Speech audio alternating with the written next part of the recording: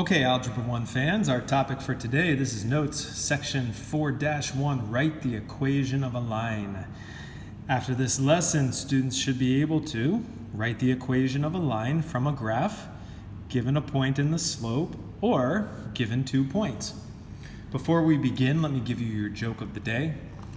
I don't trust stairs. They're always up to something. All right, so we're going to start with writing the equations of a line. And for the most part, the most common form is what we call slope-intercept form. Slope-intercept form, which is y equals mx plus b. We call it slope-intercept form because the two things that we need to have are the slope, which is the m value, and then the y-intercept, which is the b value. Okay, and this goes back to what we were talking about in the last chapter. Now there are two special equations of lines, and one of them is for a horizontal line. Horizontal looks like this. The equation is y equals some number. There's no x value there because it has a 0 slope. And then for the vertical line, vertical is up and down, and the equation is x equals a number. All right, so let's do some examples. Now, one of the more common ones is to write the equation of a line given or from a graph. So if they give us a drawing, like in numbers 1 through 6 here, can we write the equation of a line from each graph? Well, we need to know two things. We need the slope and we need the y-intercept. In number 1, I can count the slope. That's the rise over the run. So we would rise 1, 2, 3, which is positive. And then we would run to the right, 1, 2, which is positive. So m equals 3 over 2. The y-intercept is where we touch the y-axis. And in this case, that is at 1, 2. That's positive 3.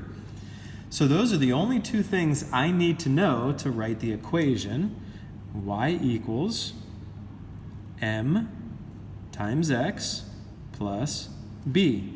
So we need to have numerical values for the slope and for the y-intercept. And just to show you that that's actually going to work, if I take a graphing calculator and I do y equals, and I'll type the fraction 3 divided by 2 times x plus 3, and well, take a look at that. That looks pretty good. That looks very similar to what we have here, so I think I've done this correctly. So go ahead and try 2, 3, and 4. Turn the video off, see if you can get them, and then hit unpause and see if we agree.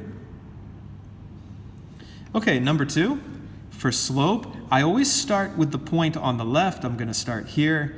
This time we go down 1, which is negative, and then right 1, 2, 3, 4, which is positive. So the slope is negative 1 over 4. Now the y-intercept is right here. That's at negative 2. Be careful, that is a negative number.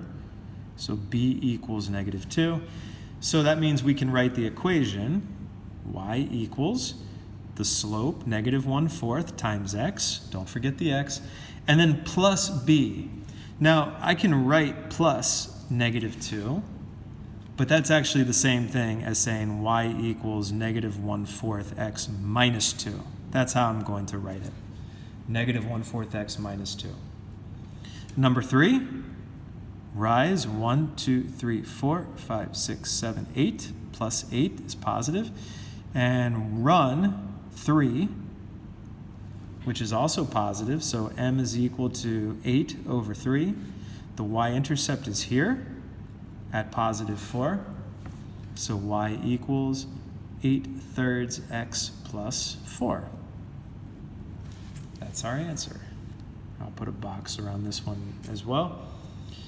Okay, now the bottom, number 4, the slope is down 3, right 3, right is positive. Now, when we write a fraction, we always have to simplify a fraction. That reduces to -1. And the y-intercept is 0.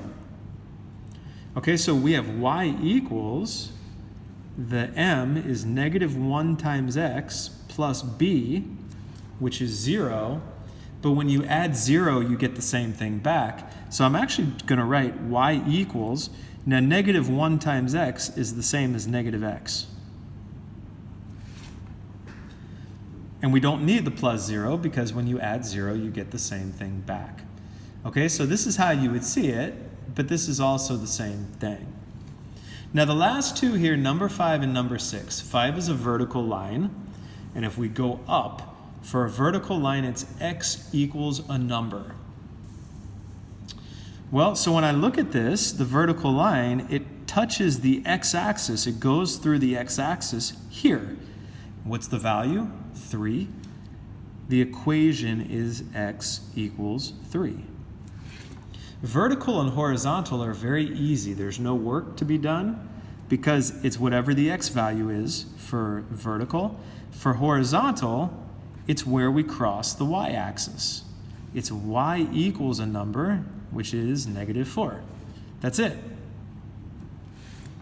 Okay, and just to show you, on the calculator, if I type y equals, if you ever get confused, y equals -4, notice that that's horizontal. So what that means is that if the equation was x equals a number, I know that that's the other special case, which is vertical. So if we have a graph, we can write the equation of the line fairly quickly. We can count the slope. If we know the y-intercept, then we have that as well. So if we flip this over, okay, now writing the equation of a line given the slope and 2 points.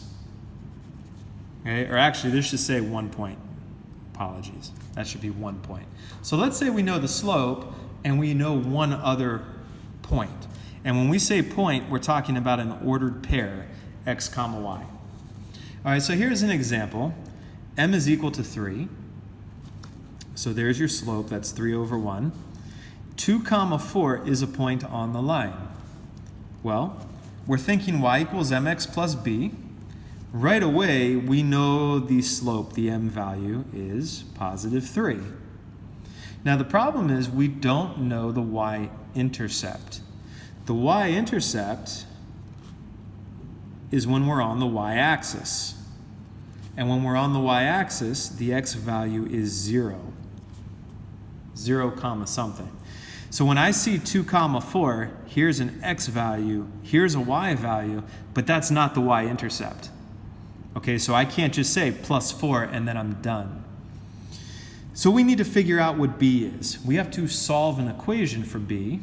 Well, to solve an equation, we need to substitute a value for x and for y. Fortunately, they give us a value for x and y. If this point is on the line, then these values have to make the equation work. They have to make it true. So that the y value, when the y value is 4, we know that the x value is 2. And what we're missing here is b, but now we can solve this equation. We would say 4 equals 3 times 2 is 6 plus b. We'll go -6. Kind of running out of space. But 4 minus 6, we get -2 is equal to b. So the equation of the line, we're not done. The equation of a line is y equals mx plus b. Remember that the slope was 3. They already told us that. What we were missing was the b value, which we now know is -2. That is the equation. So if they give you the slope, but they don't give you the y-intercept, we're going to need to do a little bit of work. So let's take number 8. Y equals -1/2 x. There's your slope, but we don't know the y-intercept value. But they do tell us a point, 4 comma 3, that the line goes through. That's an x, and that's a y. So let's take the y value 3, and I'm going to substitute for y. Let's take the x value, which was 4, and I'll substitute for x. Now this is negative 1/2 times x, so times 4 plus b. 3 equals, this would be negative 2 plus b. How do we move a constant to the other side? If it's negative, it means we add it. And we get 5 is equal to b. So there's the y-intercept. So the equation is y equals m. Remember the slope is negative 1/2 times x plus b, which is 5. Now you may be asking yourself, why do I not put the numbers in for x and y at the end? Why don't I put 4 and 3 in at the very end? The reason is, a line, if you draw the line, here I'll do it with the calculator, if I do y equals, so it's negative 1/2 times x plus 5, and I graph it, a line is made up of an infinite number of points.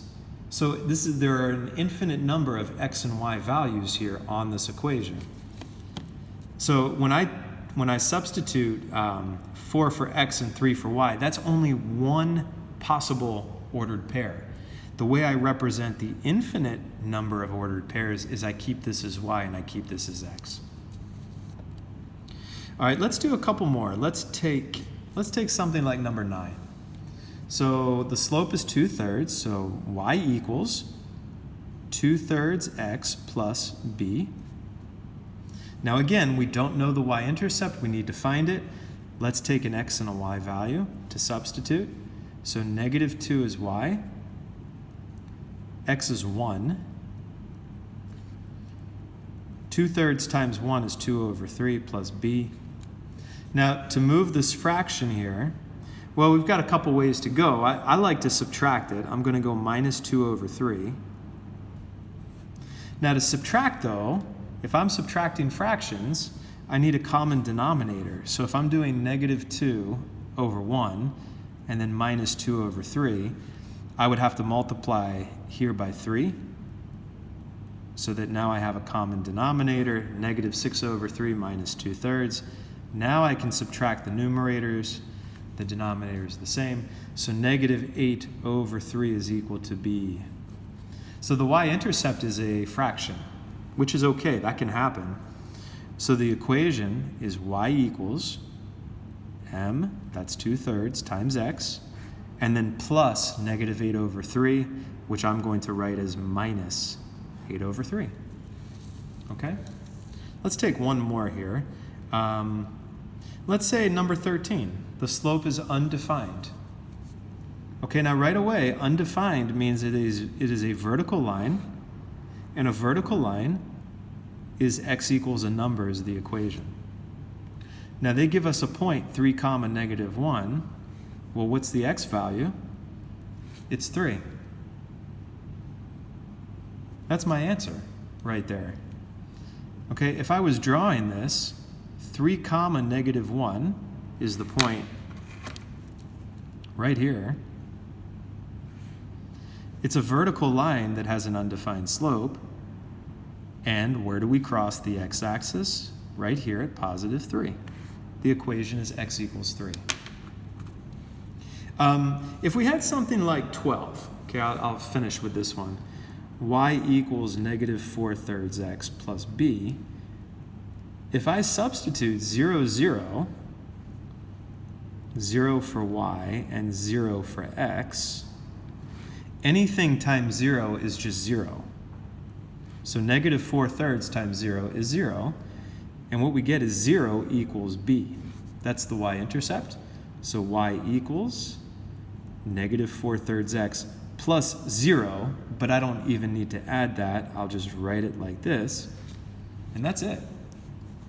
And that is the end of part 1.